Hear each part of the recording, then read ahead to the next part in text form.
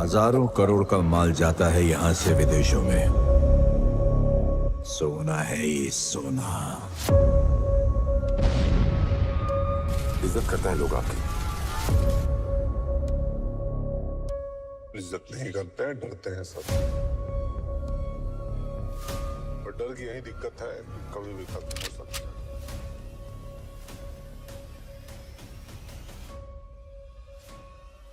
आम आदमी बना स्मगलर किंग।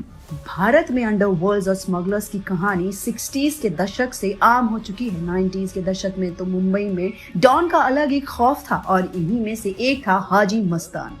हाजी मस्तान एक ऐसा आदमी था जिसने भले ही क्राइम की दुनिया चुनी, लेकिन कभी ना तो किसी की जान ली, ना ही कभी किसी को गोली मारी। हाजी मस्तान को स्मगलर किंग कहा जाता है, जो मुंबई का सबसे पहला अंडरवर्ल्ड डॉन कहलाया। हाजी मस्तान का जन्म साल 1926 में तमिलनाडु में हुआ था। हाजी अपने पिता के साथ साल 1934 में मुंबई आया था। उसके पिता हर दिन मेहनत करते थे क्योंकि उनके परिवार की हालत अच्छी नहीं थी। साल था 1944। हाजी अब 18 साल का हो चुका था और उसने अब कूली की नौकरी करनी शुरू कर दी थी।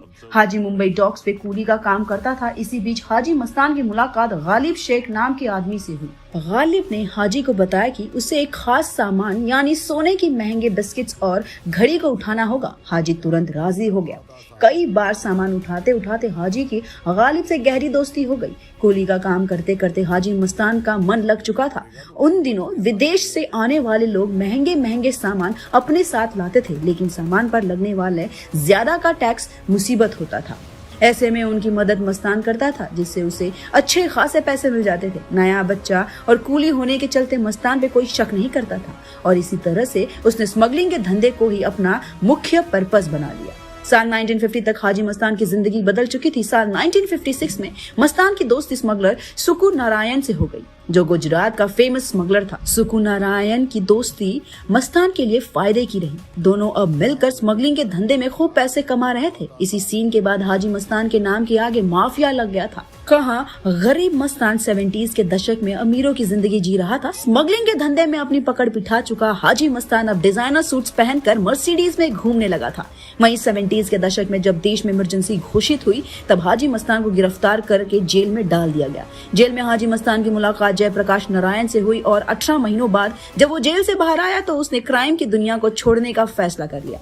हाजी मस्तान ने क्राइम की दुनिया को छोड़ने के बाद अपनी एक राजनीतिक पार्टी भी बनाई, जिसका नाम दलित मुस्लिम सुरक्षा महासंघ रखा गया था। पार्टी ने चुनाव भी लड़ा, लेकिन कामयाबी नहीं मिली। अपनी जिंदगी के आखिरी दौर में हाजी अपने परिवार के साथ रह रहा था और साल 1994 में हाजी की हार्ट अटैक से मौत हो गई। ये तो थी हाजी मस्तान की कहानी। आपकी हाजी को लेकर क्या सोच है, ये हमें कमेंट सेक्शन में जरूर बताइएगा। तब तक के लिए हम आपसे लेते हैं विदा।